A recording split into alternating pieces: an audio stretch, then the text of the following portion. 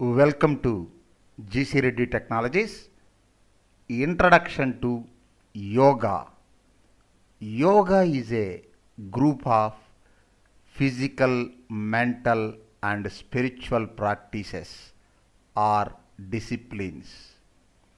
Yogic practices transform and develop one's physical, mental, emotional and social health. Okay. Next, brief history of yoga. The development of yoga can be tracked back to over 5,000 years ago. But some researchers think that yoga may be up to 10,000 years old. Okay. The beginnings of yoga were developed in northern India over 5,000 years back. Okay. Next, in Patanjali's Yoga Sutra, Patanjali. Nowadays, all are familiar with Patanjali products. These products are not related to old saint Patanjali. Patanjali, father of modern yoga. These Patanjali products nowadays available in Indian market. These Patanjali products are not related to Patanjali, father of modern yoga. Next, Ramdev Baba and company using his name for their products. Okay. Next, Patanjali is known as the father of modern yoga. He did not invent yoga.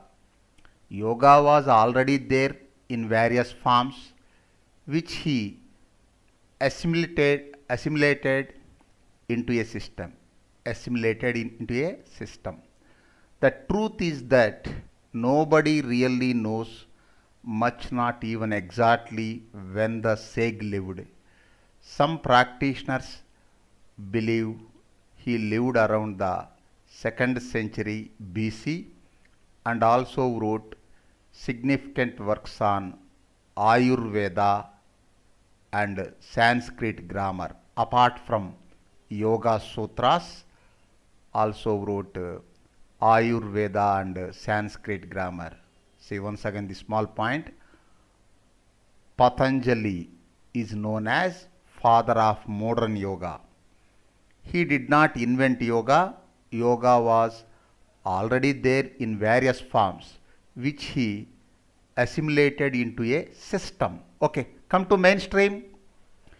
In Patanjali's Yoga Sutra, the eightfold path is called ashtanga, which literally means 8 limbs, or you can say 8 steps.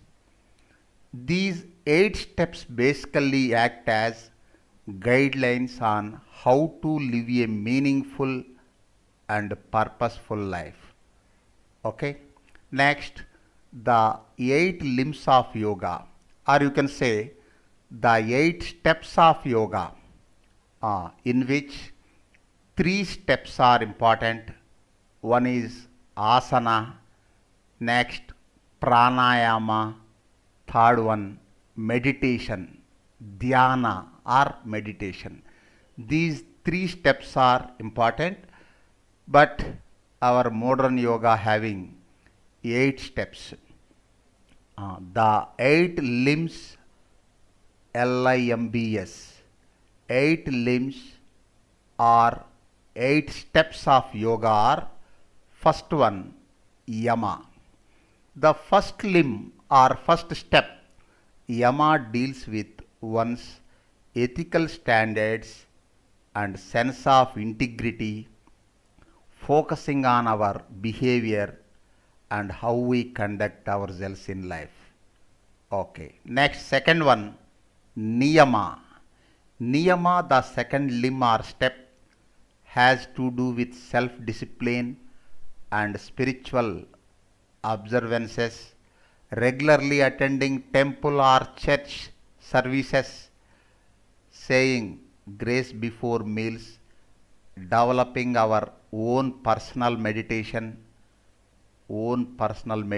practices, or making a habit of taking contemplative walks alone are all examples of niyamas in practice. Third one, important one, asana. Asanas, the postures practiced in yoga compress the third limb or third step of yoga. Asanas, the postures practiced in yoga.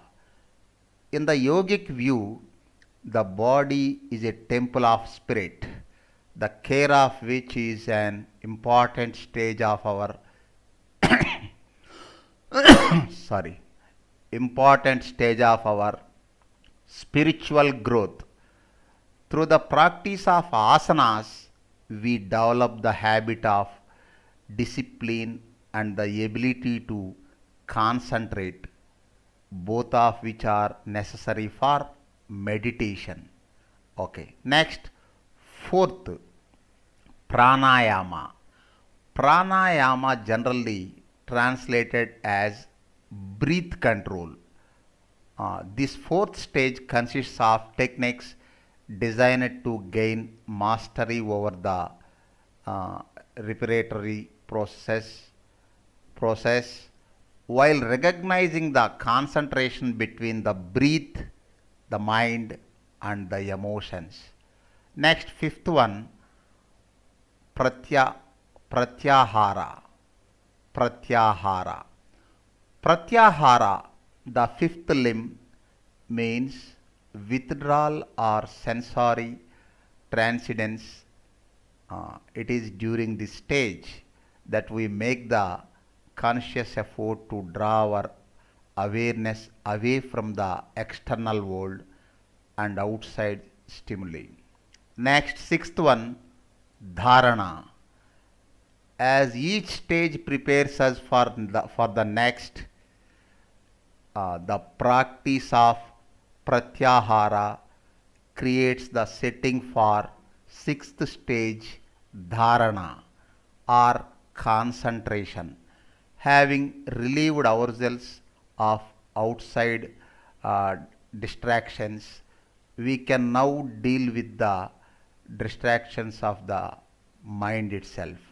Next, seventh step or seventh limb of yoga, Dhyana or meditation in English.